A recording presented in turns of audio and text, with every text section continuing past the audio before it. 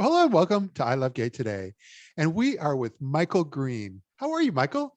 I'm doing great, Matt. I'm doing great. I just came back from a week in Anguilla at a food and wine festival, and I am in a really good mood. I can see why between being in Anguilla and then also the background that you have, which kind of looks like it possibly might be Italy. Actually, this background is actually in the Mosel Valley in Germany. Ah, but your whole world is revolving around what most folks may not know yet is the whole world of wine and food. But you're unique. You're able to transform wine and food into entertainment. Well, I appreciate that. You know, my background really is in the performing arts. I went to the High School of Performing Arts, the Fame School. And so, with a really strong theatrical background, when I entered the profession full time, I really wanted to create that intersection of wine, which can be very intimidating for many people, and make it really entertaining. And I'm very irreverent about it. And it's a lot of fun. Wow, that's unique, though. I mean, that really sets you apart. I don't know if I've really ever met anyone, especially you're an openly gay man. You're in the LGBT world, but that's never actually been at the forefront of what you do. So all this has kind of just been part of you. Yeah, you know, something that has been part of me. I started working in the wine trade, selling wine illegally at the age of 6. I accompanied my dad to work at the oldest wine shop in America, where I worked till after college, and then I started my own business. Yeah, but you've turned that into something where you're actually going to various companies and different places around the world, including I have to make sure I say this right, Anguilla. You know, something I was I was told all weekend that I was pronouncing it wrong. It actually rhymes with vanilla, so Oh, okay. Anguilla. Anguilla. But I got it wrong a lot. But you know, it's very interesting. You know, with my background, I've been blessed to have done many things. Most notably, perhaps writing the world's first interactive wine tasting musical love story that before COVID was playing on 9 Norwegian cruise line ships. Wow.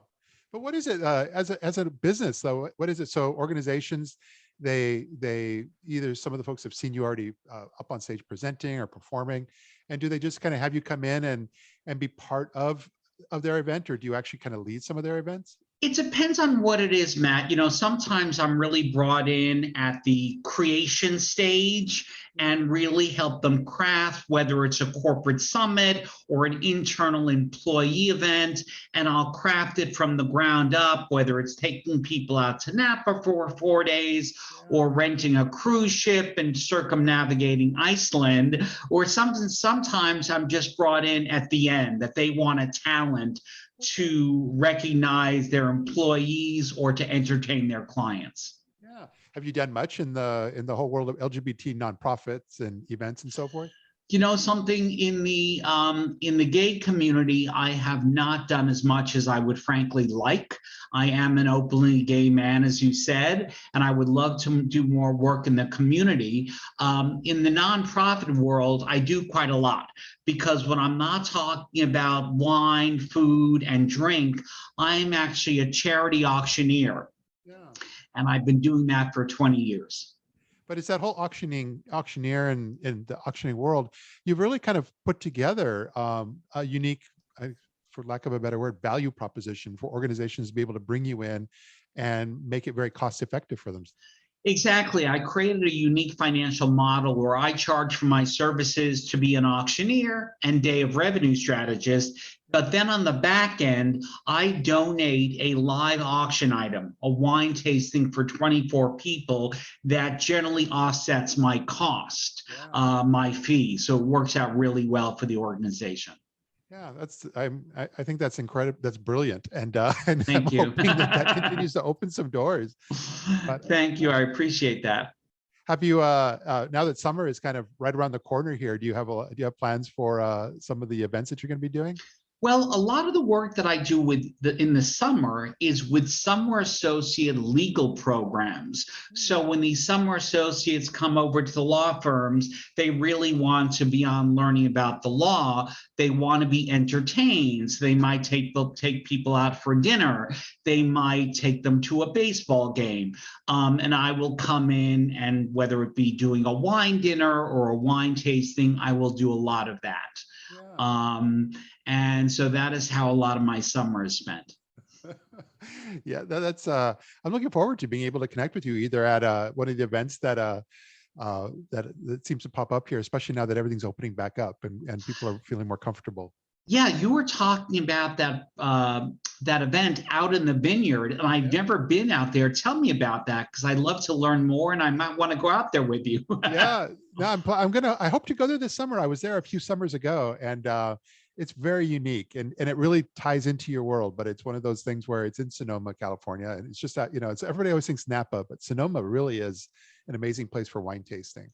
And they put together Agreed. this whole series of events, and culminating with kind of a tea dance at this at one of the chateau. I can't recall the exact name, but one of these wineries there that's famous. And it makes for a really great weekend and a great evening.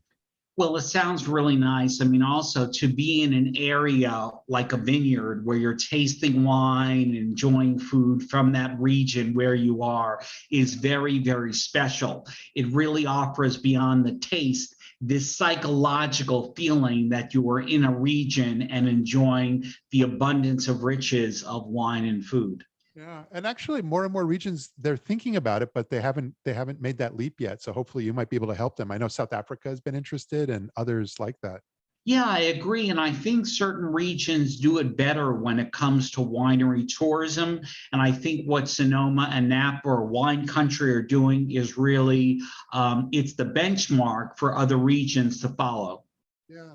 My next trip on my drive up there, by the way, I plan to go to Paso Robles. That seems to be the new hotspot for wineries. It is a hotspot for wineries, and they, among other things, produce award-winning Zinfandel. I love the Zinfandels coming out of there. Good to know. So those are all the things that we have to look forward to and more. So, but like I said, I really look forward to being able to connect with you and be able to see you in the real world at one of your events. I would love that very much. And Matt, thanks for having me on the show. Absolutely. Thanks for being here. Take care. Bye-bye. So good, coming back again.